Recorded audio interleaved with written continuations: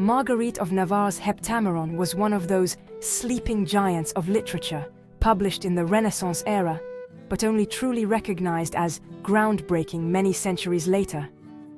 The sister of King Francis I and a great patron of French Renaissance literature, Marguerite commissioned a translation of Boccaccio's Decameron, which inspired her own book.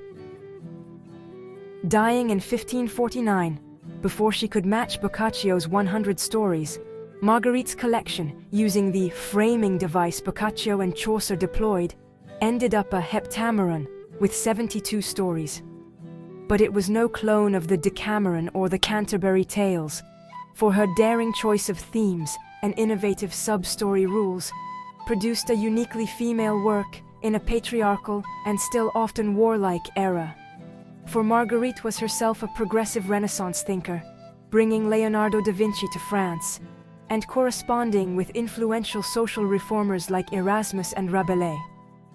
Like Chaucer's wife of Bath in the Canterbury Tales, Marguerite shared their view that Catholicism's celibate clergy policy implied the inferiority of marriage and of women. Using her royal position, education, and formidable mind, Marguerite crafted a book exploring what was then called the quarrel about women, arguably a work of prototypical feminism. Her Heptameron stands as one of those rare historical works which, at a time when virtually all writing about women was by men, established an actual female narrative in literature.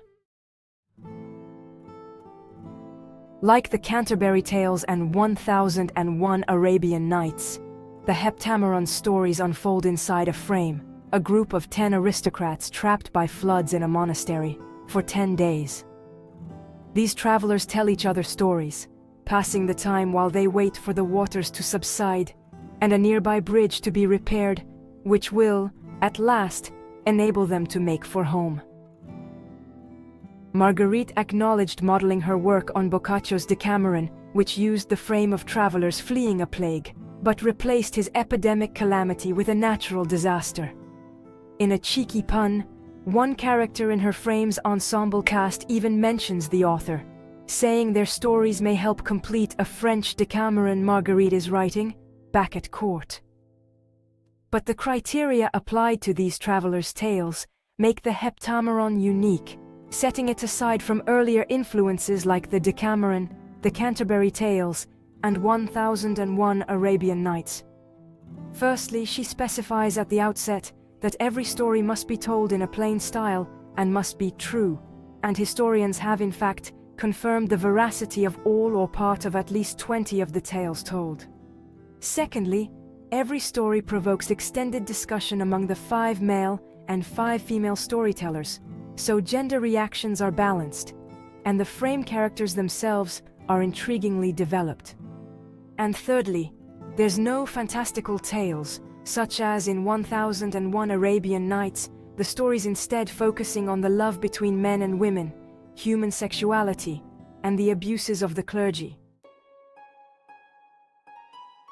Thus, many of the Heptameron stories tackle confronting issues, including rape, devious seduction, and violations of the strict marriage codes of aristocratic Europe. One of the best examples is a tale told early in the collection by Parlamente, a character who most critics agree is a fictional manifestation of Marguerite herself, voicing her perspectives.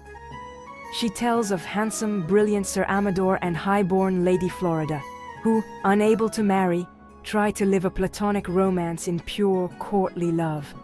Despite Amador's intelligence and devotion, after many years, things end badly, for in a volcanic eruption of repressed feelings, he first tries to seduce, then finally assaults, the woman he loves. Parlemente's tale sparks a lively debate among the characters, in which they confront the very divergent views about honor and sexual morality held by the men and women of their time. Other stories explore that Renaissance quarrel about women and the issues around their identities, danger as sexual beings, and naturally, their status and roles in a patriarchy. The Heptameron is, in many ways, an astonishingly modern work, not only in its bold discussions about gender, but in its complex characterizations of the debating storytellers. It pioneered both a rare, early voice for women in literature and the creation of stories capable of multiple interpretations, depending entirely on each reader's biases and presumptions. And, by requiring full attention to who exactly said what, before each story's true meaning could be gleaned, Marguerite of Navarre's masterwork anticipated the fictional complexity we take for granted today. The Heptameron represents a great first for women in Western literature, and you might also like to survey the equally amazing Lady of the East who wrote the world's first novel, back in our episode 12.